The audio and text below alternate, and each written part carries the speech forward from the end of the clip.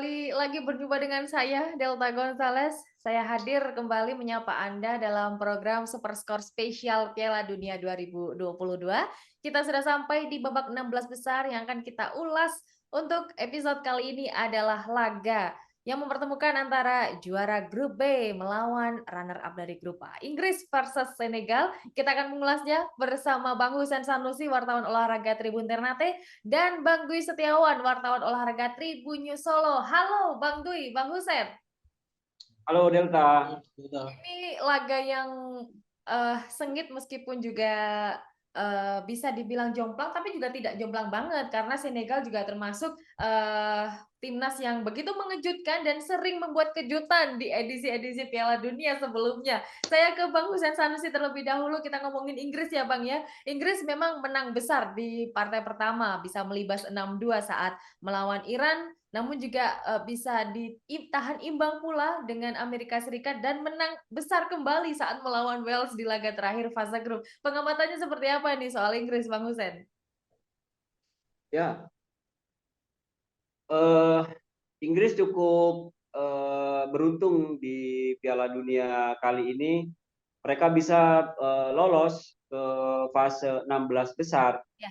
jika melihat modal yang dibawa oleh Inggris sebelum perhelatan Piala Dunia ini, di mana mereka amburadul di kompetisi UEFA UEFA Nation League. Nation League ya, UEFA Nation League, dan kemudian ternyata mereka mampu berbicara banyak di Piala Dunia Qatar dengan menang besar melawan Iran, lalu kemudian menang melawan Amerika Serikat dan Wales. Nah, yang menarik dari Inggris ini seperti saya ketika edisi perdana mengulas tentang bagaimana timnas Inggris, saya katakan pada saat itu bahwa Gareth Southgate menjadi aktor yang sangat penting bagi timnas Inggris dalam menghadapi Piala Dunia 2022 ini. Bahwa si Southgate ini adalah seorang pelatih yang telah lama bersama timnas Inggris, yang tentunya dia paham betul bagaimana karakter permainan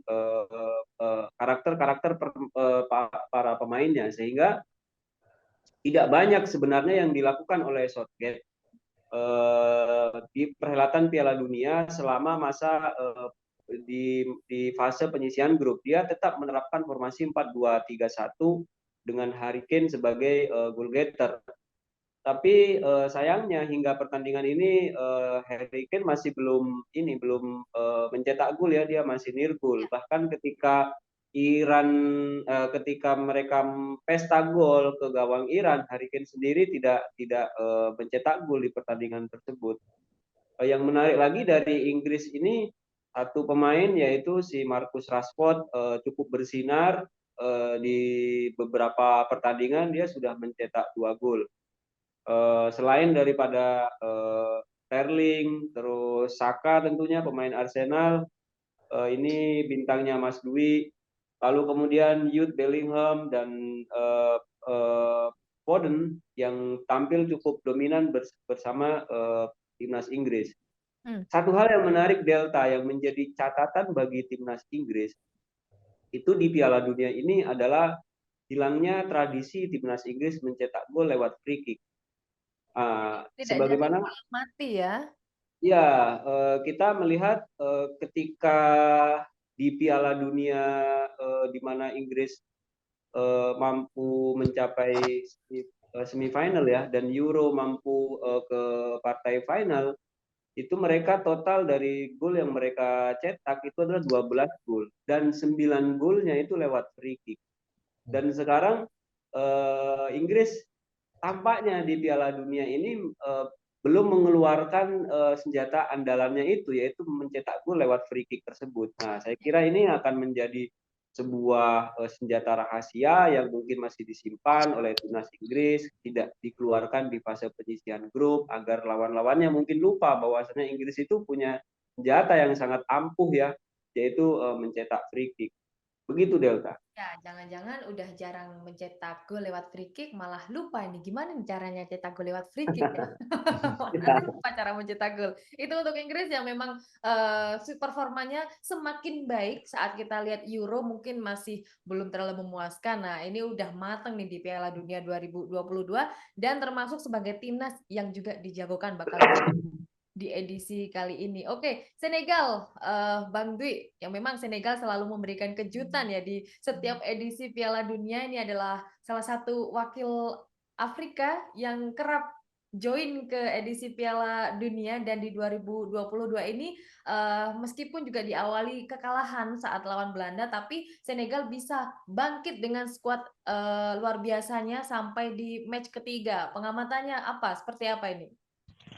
Ya, kalau membicarakan soal timnas Senegal ya, utamanya ketika berlaga di sebuah Piala Dunia yang berada di Asia, satu kata yang tepat untuk menggambarkan performa Senegal adalah berjodoh. Kita tahu Berjodoh ya, dengan Piala Dunia kah? iya, maksudnya ketika kita flashback 30 pada saat 2002 ya, ketika saat itu Piala Dunia berlangsung di Korea Selatan dan Jepang, Senegal mengejutkan dunia ketika mengalahkan Prancis selaku juara bertahan pada laga pertama, dan setelahnya kan mereka juga menjadi salah satu dari dua wakil grup tersebut yang lolos ke 16 besar. Dan bahkan pada saat Piala Dunia 2002 itu Senegal bisa lolos dari babak 16 besar sebelum dihentikan Turki pada babak perempat final. Dan momen itu kembali terulang pada tahun ini di mana Senegal kembali lolos ke babak 16 besar. Di mana kita tahu pada tuan rumah Piala Dunia kali ini kan adalah Qatar yang merupakan salah satu negara Asia juga. Jadi saya mengatakan bahwa ketika Piala Dunia ini berada di Asia itu Senegal sepertinya berjodoh karena juga dua kelolosan Senegal ini kan menjadi sebuah warna tersendiri ya bagi pelatihnya yang saat ini menangani Senegal di mana Aliou Cisse saat 2002 lalu kan menjadi seorang kapten tim dari Senegal, tapi saat ini dia bisa menjadi pelatih yang akhirnya mengulangi sejarah menawan saat dia menjadi kapten dengan lolos ke 16 besar. Jadi seakan-akan ya berjodoh Piala Dunia kali ini di Asia. Ya, selain berjodoh juga tidak lepas ya dari peran Aliou Cisse yang di 2022 sebagai kapten dan sekarang sebagai pelatih, dan gak hanya di Piala Dunia mereka beruntungnya bersama Aliou Cisse tapi juga di AFCON. Jadi tercatat juga di 2022 Aliou Cisse juga berhasil mendapatkan juara AFCON untuk Senegal, berhasil mempersembahkan untuk timnas Senegal ini. Aliou Cisse benar-benar apa ya, sebagai pelatih bisa, pemain juga bisa. Nah, ini prestasi tersendiri kalau memang benar Senegal bisa mengimbangi permainan dari Inggris ya, Bang Dwi ya. Ya, betul. Jadi kalau Senegal tanpa Sadio Mane sepertinya tidak apa-apa, tapi Ya. kalau Senegal tanpa Aliou Cisse barangkali bukan siapa-siapa nantinya. Jadi di sini Aliou Cisse sudah punya rumus tersendiri, tanpa Sadio Mane tidak apa-apa. Meskipun di awal bergulirnya Piala Dunia publik Senegal menangis berangkat tanpa Sadio Mane ke Qatar. Ya, itu dari Senegal. Kita masih menunggu keajaiban-keajaiban dan juga kejutan yang akan ditujukannya di laga versus Inggris ini. Bang Hussein tadi sudah sempat disinggung ya pemain-pemain hebat, nama-nama hebat yang ada di skuad Inggris yang dibawa ke Qatar ini. Nah, prediksinya dari Bang Hussein akan jadi andalan di laga versus Senegal ini siapa? Mengingat juga di 3 match sebelumnya banyak banget ini beda-beda namanya yang jadi aktor. Ada juga Rashford, terus juga Jude Bellingham dan juga Saka andalannya Arsenal, kemudian juga Foden tadi sempat disinggung oleh Bang Hussein. Nah, kali ini siapa ini akan diprediksi menjadi andalan? Cukup ini ya, cukup rumit sebenarnya jika kita melihat bagaimana formasi pemain yang diturunkan oleh Gareth Southgate di beberapa pertandingan. Ketika dia memainkan ketika dia menerapkan formasi 4-2-3-1 seperti di 2 pertandingan awal penyisian grup, pemain yang di situ cukup dominan itu Raheem Sterling, Raheem Sterling dan Saka. Tapi kemudian ketika Southgate bermain dengan formasi terakhir ketika melawan Wolves itu kan dia memasang 3 striker sekaligus dengan formasi 4-3-3. Nah, si Raheem Sterling dan Saka pada saat itu tidak masuk dalam starting line up ya, digantikan oleh Phil Foden dan Marcus Rashford berada di sisi sayap, dan satu lagi pemain yang Jordan Henderson kemudian dia masuk ke dalam line up tersebut. Declan Rice menjadi seorang gelandang playmaker ditaruh di tengah. Nah, ini saya kira Southgate memiliki banyak pilihan pemain yang tentunya itu bisa menjadi keberuntungan tersendiri bagi dia, disesuaikan dengan lawan yang akan mereka hadapi. Nah, ketika melawan Senegal, saya kira mereka butuh pemain yang mampu menahan bola lebih banyak, terus bisa menahan bola lebih lama dan mampu memainkan tempo permainan. Karena lawan yang akan dihadapi ini adalah lawan yang berasal dari Afrika, di mana secara fisik mereka sangat kuat dan bermain cukup cepat. Kalau Inggris terpancing dengan pola permainan mereka, maka Inggris saya kira akan mengalami kerugian yang cukup besar ya. Bisa jadi mereka kalah di pertandingan ini nanti gitu. Nah, Jordan Henderson saya kira bisa menjadi pilihan bagi timnas Inggris, bagi Southgate untuk kembali dimainkan di pertandingan ini. Namun dia juga masih memang agak sulit ya, karena yang akan menjadi korban itu kalau tidak Phil Foden, Saka. Sedangkan dua pemain ini sama-sama sudah mencetak gol. Tidak mungkin Southgate mau mengorbankan Marcus Rashford karena Rashford sudah mencetak 2 gol. Nah, ini nanti kita akan lihat apa yang akan dilakukan oleh Southgate di pertandingan 16 besar ini. Tentunya dia akan berharap Harry Kane mampu pecah telur di pertandingan ini sehingga mampu untuk tidak hanya mengandalkan gol-gol dari pemain-pemain sayap seperti Saka dan Raheem Sterling yang sudah sama-sama mencetak gol.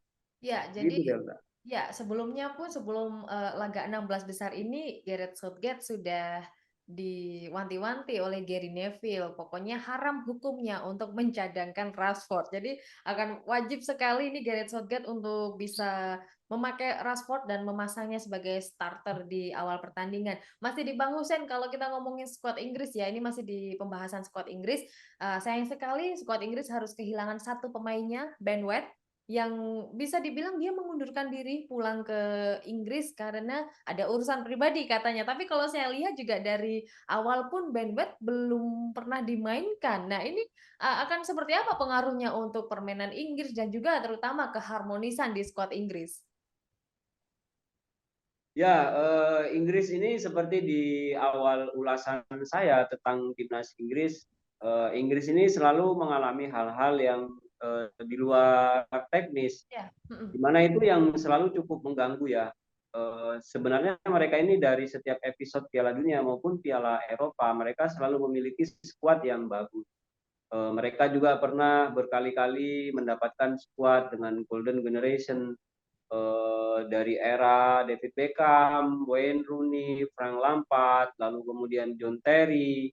Zaman-zaman itu ya mereka tidak ada itu yang tidak akan memprediksi bahwasanya Inggris tidak akan menjuari Piala Dunia. Di 2010 itu kita melihat masih hebatnya seorang Steven Gerrard bersama Liverpool, dan dia juga dan Inggris juga masih memiliki back-back yang sangat bagus ya, Rio Ferdinand. Tapi pada kenyataannya mereka semua tidak mampu membawa trofi Piala Dunia maupun trofi Eropa ke London. Nah, ini masalah yang tentunya Inggris ini selalu diganggu oleh permasalahan-permasalahan yang sifatnya itu non teknis. Entah itu keglamoran pemain bersama wax-nya, lalu kemudian kasus-kasus seperti Ben White ini yang tiba-tiba muncul begitu saja, Nah, ini bisa jadi menjadi sinyal kalau nanti timnas Inggris benar-benar gagal di Piala Dunia edisi kali ini, faktor kepergian Ben White itu bisa juga menjadi insiden yang kesekian kali bagi timnas Inggris, bahwasanya mereka ternyata nggak mampu mengendalikan dirinya mereka, dan mereka selalu tidak fokus mereka selalu diganggu oleh hal-hal yang di luar lapangan tersebut. Ya, Semoga saja Gareth Southgate mampu mengatasi masalah tersebut sehingga keharmonisan timnya bisa tetap terjaga, dan Inggris mampu benar-benar mewujudkan ambisi mereka untuk membawa trofi Piala Dunia pulang, back to home katanya mereka kan, ya, seperti itu. ya, it's coming home ya. Jadi Yes, akan coming sangat home. disayangkan kalau Inggris tumbang gara-gara permasalahan-permasalahan non teknis, karena di situ juga menyimpan nama-nama besar yang memiliki tanggung jawab pula untuk wajah Inggris di kancah sepak bola internasional. Bang Dwi, kita kalau ngomongin pertemuan antara Inggris dan juga Senegal, memang keduanya ini belum pernah bertemu ya sama sekali di kancah Piala Dunia maupun di laga persahabatan. Namun dalam statistik sejarahnya, pertemuan Inggris dengan wakil Afrika justru tak pernah kalah. Nah, ini seperti apa nih penghamatannya dari Bang Dwi, sejarah pertemuan kedua tim ini? Ya, kalau melihat fakta yang disampaikan Delta tadi, bahwasanya bahwa ini justru menjadi situasi yang tepat bagi Senegal untuk bisa mematahkan segala rapor buruk wakil Afrika ketika bertemu dengan Inggris, di mana dengan performa yang cukup menjanjikan ya yang ditampilkan Senegal dalam beberapa laga terakhir dengan status juara AFCON tahun ini, tentu Senegal tidak akan menyerahkan begitu saja tiket perempat final kepada Inggris. Jadi saya merasa ini momen yang tepat untuk Senegal untuk bisa mencetak sejarah kemenangan perdana dalam pertemuan perdana, apalagi ini di ajang sekelas Piala Dunia, sebagaimana ketika Senegal dulu mengejutkan Prancis pada Piala Dunia 2002, tentu saya juga berharap Senegal bisa mengejutkan Inggris dengan sekuat mewahnya pada Piala Dunia kali ini. Dan salah satu hal yang membuat Senegal bisa mengejutkan Inggris juga adalah kehilangan Sadio Mane itu ternyata tidak terlalu berdampak secara signifikan ya. Artinya apa? Senegal ini tidak hanya bergantung pada satu dua pemain saja, dan itulah yang menjadi kolektivitas nanti yang akan diusung Senegal untuk bisa menjegal Inggris pada laga kali ini, Delta. Ya, jadi mungkin bisa kemenangan andai saja Senegal menang lawan Inggris. Nah, ini kemenangan ini bisa dipersembahkan untuk Sadio Mane, ikon sepak bola mereka yang tidak bisa ikut datang ke Qatar. Nah, kalau kita lihat ya Bang Dwi, dari Inggris yang pernah lawan tim Afrika yang selalu menang, di sini ada Maroko, Mesir, Kamerun, Nigeria, Algeria, dan juga terakhir Tunisia yang tetap menang waktu itu di Piala Dunia 2018. Dan saya sepakat pula sama Bang Dwi, barangkali juga Senegal akan membuat kejutan kali ini kalau menilik sejarahnya yang pernah mengejutkan Prancis, pernah mengalahkan Prancis di tahun 2002. Oke, masih di Bang Dwi ini, kalau kita lihat kualitas pemain yang ada di timnas masing-masing, jelas dong Inggris kemana-mana ini mewahnya, kemana-mana prestasinya di masing-masing pemain yang bermain di klubnya masing-masing. Lantas akan seperti apa ini pengamatan Bang Dwi melihat begitu jomplangnya kualitas dari pemain antara Inggris dan juga Senegal, meskipun juga Senegal performanya tidak buruk-buruk amat selama ini?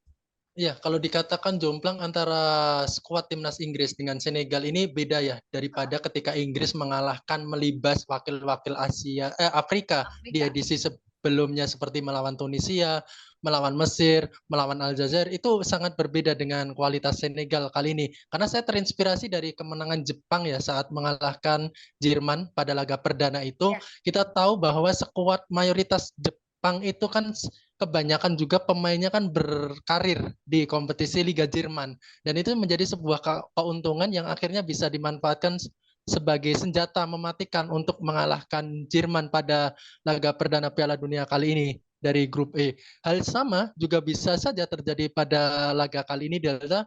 Ya, kalau Delta, kalau kita berbicara skuad Inggris, Senegal ya, itu tak sedikit dari pemain Senegal saat ini yang aktif bermain untuk tim-tim Inggris dan mereka juga menjadi komponen utama di tim-tim tersebut seperti Edward Mendy yang tampil bersama Chelsea walaupun musim ini bersaing secara ketat dengan Kepa Arrizabalaga untuk memperebutkan pos penjaga gawang utama, tapi Mendy ini kalau secara statistik juga lumayan bagus di mana dia telah tampil 27 laga bersama Senegal mencatatkan 15 clean sheet dan 14 kebobolan. Itu menjadi bahwa Senegal bersama Mendy itu cukup bagus dan cukup kokoh juga. Didukung oleh Kalidou Koulibaly di belakang. Dia juga pemain Chelsea yang saat ini juga menjadi komponen utama tim Chelsea yang berasal dari tim Inggris. Terus di lini tengah juga ada Idrissa Gueye dari Everton, ada Mendy dari Leicester, ada juga Koyate yang dulu bermain Crystal Palace dan sekarang di Nottingham Forest. Itu menjadi sebuah kekuatan yang barangkali bisa dimanfaatkan bahwa pemain-pemain ini sudah tahulah kultur gaya bermain dari tim Inggris sehingga bisa diinformasikan ke teman-teman di Senegal bahwa ada celah yang bisa dimanfaatkan. Jadi secara squad saya yakin Senegal bisa berbicara lebih banyak dalam laga kali ini. Ya, karena juga banyak pemain-pemain dari Senegal yang merumput di Liga Top Eropa. Jadi di sini headline-nya no money, no cry. Oke.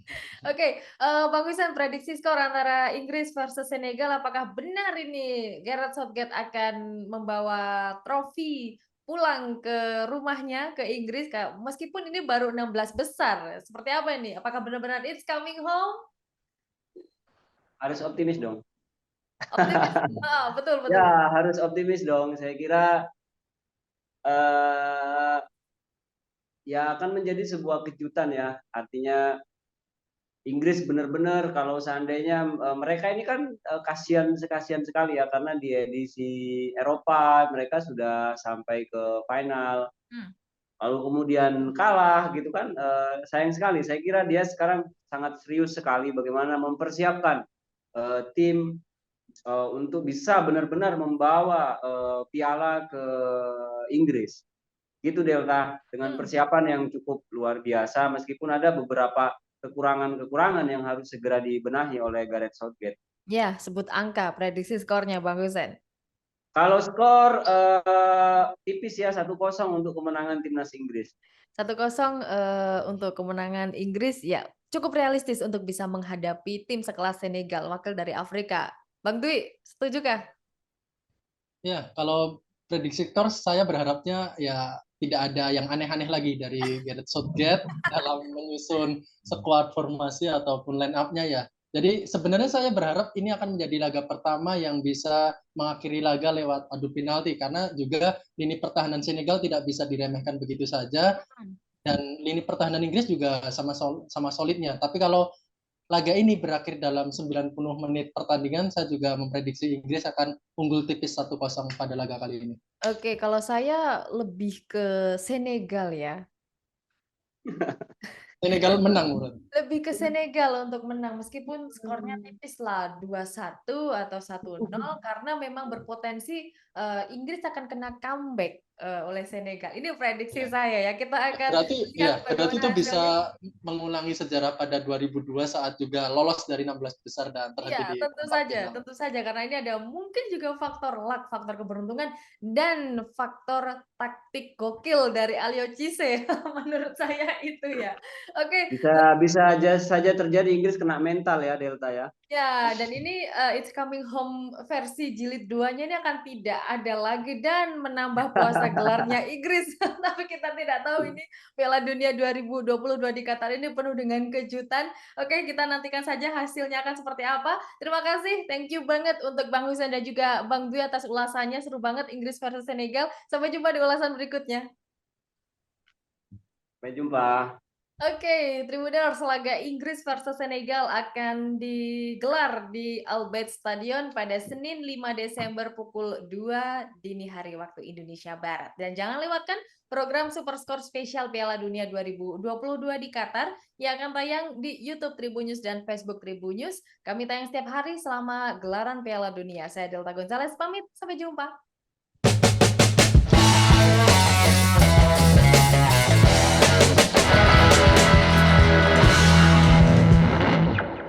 Terima kasih sudah nonton. Jangan lupa like, subscribe, dan share ya.